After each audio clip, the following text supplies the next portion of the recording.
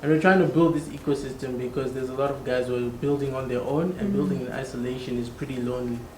So we bring them together, they collaborate, and collaboration is the new competition.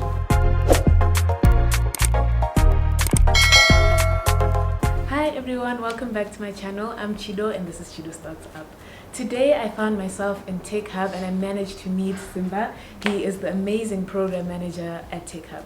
So he's just going to be talking to me about the Zimbabwe Entrepreneurship Ecosystem, some of the work that they do, and yeah, we're just going to get to know him a little more.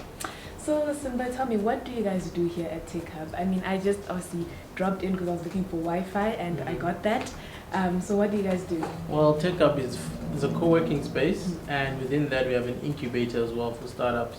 So what we try and do is we give these startups mentorship, right? Because we're trying to help them bridge the gap between starting and actually becoming a successful business. So you get mentors who help them, advise, that sort of thing. And then there's the co-working space, which is affordable, so they can come and work, meet others within the community and collaborate. And then there is the incubator, just general incubation, startup support, and helping them to grow. Yeah, oh, great. So that's what we do. And we're trying to build this ecosystem because there's a lot of guys who are building on their own, and building in isolation is pretty lonely. So we bring them together, they collaborate, and collaboration is the new competition. Yeah, no, that's it. And speaking of collaboration, they actually listed their venue on Uplan like today, so that was pretty awesome. They've got a great space with a meeting room, with co-working space, they've got printing, Wi-Fi, they even have a kitchen for you if you need to just kind of take a break, so you can actually spend the whole day here, manage to work and like get your things done. So in terms of the incubation program that you're talking about, which startup has been most successful that has come out of your program? So far, Umoja Lands. What do they do? What they do is they lease out land to people who are looking to farm. Oh, awesome. So, for example, you may have a farm that's 20 hectares, but you don't have all the capital to farm that whole piece of land. So then you lease out half of that to someone who's looking to farm but doesn't have land. And then that allows you to then use that rent into your 10 hectares and someone else farm. So you're utilizing the land that's there. Yeah. So that's the one that's actually growing and gaining traction. Yeah. Oh, great! That's awesome. And do you have like particular startups you look for, or are you open to anyone? We are looking to anyone, but we try to focus on startups that are making use of tech, and that could potentially be scalable, because then it allows that startup to grow if they're using tech. I mean, we don't try and be specific because not everyone is into tech, but because there's some great ideas that are not tech-based. Yeah, we do have in this current cohort a startup that's doing waste management. So that is not as tech-focused, that's more like, that's the dirty work, for lack of a better word. The dirty work. But so, that's interesting because it sounds like your startups actually address the sustainable development goals. So you're actually, able to also tap into like the global development objective. Yeah, I mean, if you can create some sort of social impact, that's great, and create jobs at the same time, that's even better, because we know how bad unemployment is in Zimbabwe and the whole region. So those are two things that you can address simply by helping some of these guys, and also to give them exposure. So we bring them into the incubator, and then you try and grill their business, but not in a bad way. But you grill them to give them that sort of experience and improve it, and then they could eventually take it to some sort of investor who will say like, okay, this is something I could work with. Yeah. No, that's awesome. And then kind of in terms of the skills that are in the Zim entrepreneurship ecosystem at the moment, what do you think is lacking the most? What don't Zimbabwean entrepreneurs have that they need to kind of get to the next level? You want me to attack people here? No, just give me a generic name. Okay, give me top three. Let me be okay. I won't be safe, but what do I think is lacking? I would say it's a combination, but maybe first of all it's a bit of exposure and thinking local.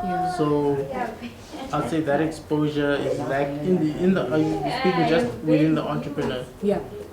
So it would be exposure, because that sort of exposure to different ideas make you understand how big you can dream, one, and whether or not you're actually solving a real problem.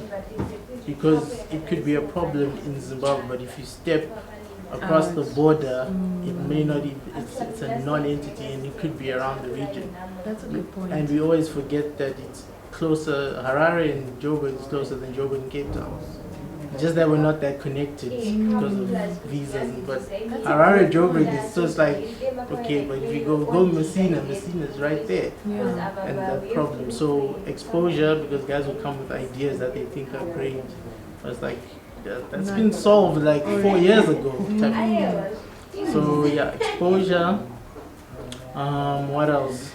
For the entrepreneurs, maybe I could say playing the game. Okay. Elaborate. Playing the game. Building a startup is also about, you gotta play the game and do the dance. Okay. You know, whether you like it or not, you have to do the dance, which is create a pitch that an investor will be. An investor is almost like a bank. Yeah. There's certain things that they're looking for that they tick and say, okay, the market is big enough, the team has these capabilities, they're active on social media, they're doing the marketing. So you have to play into that to get, so because getting an investor is like dating, you're courting them. So when you're courting, you are playing the dance. So you have to play that dance and say, okay, let's dance, let's waltz, I take you out for dinner, and you romanticize the investor until you guys can get together. But if you don't play the dance, they'll never come to the party. Never come through. Yeah. That's a good point. That's a good point. And then the third one, I'm a bit stumped, but I'll think about it. Okay, and you'll get back to us. I'll get back to you guys. Okay, no, But that's yeah, great. we do have, and probably there's not enough great ideas. I think that's what I'll say. There's not enough great ideas. Why aren't there enough like, is the environment not stimulating innovation, or what? It could be a combination. A lot of the ideas that people do is for self-sustenance. Oh, okay. So they're not creating great ideas. Maybe they just want to survive. Entrepreneurship is a long road. So there's not enough. Not that there are no great ideas. There's not enough great ideas. So the market also doesn't get as much attention as it would want. So I don't think there's enough great ideas. But this is not a Zimbabwean problem. It's everywhere. It's just that other markets, they're much bigger. So there's not enough great ideas, but there's much more people, so there's a lot of great ideas. No, that makes sense. That makes sense. And then for you as the program manager of Techhub, what are you guys looking to achieve, you know, now that we're leaving this pandemic era? What are you looking to achieve and to drive for the development of the ecosystem? What we're trying to do, I think, is first of all trying to build within this ecosystem. So that means for us it'll be able to pull in more startups to join us here at Techhub, and then get investors, get the corporate world involved, get government involved, and then you make it so, I wouldn't say a one-stop shop, but you want to make it so that an entrepreneur they come to Techhub and they have access to everything that they need to help them succeed. That is the goal. And then over the next few years, we want more startups to start getting funded. And then we want to help de-risk them. You know, when you incubate and help them, de-risk them and say, listen, say to a corporate, listen, the startup, we've worked with them, they're building, this is the sort of traction they have, these are the metrics that they've hit. But we think if you guys could give them 100,000 or access to your market or your customers, they could do this, or they are solving a problem that you guys currently have. They have the expertise, they don't have the capital. Maybe you guys could look into purchasing them, and maybe then you sell off this service going forward. So the idea is to then help people get funding, because funding is the most, I mean, that's when I speak to a lot of entrepreneurs and startups, it's one of the main things they're looking for. Funding. So if you tell them you don't have money within the first 2 minutes of a conversation, you know, it's like, okay, what can you do for me? Like, you have no money, okay? I'm just gonna wait till the conversation's over. So funding is that is like one of the main things.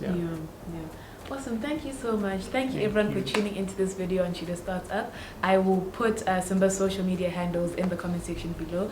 Like, share and subscribe. I'll see you guys next time.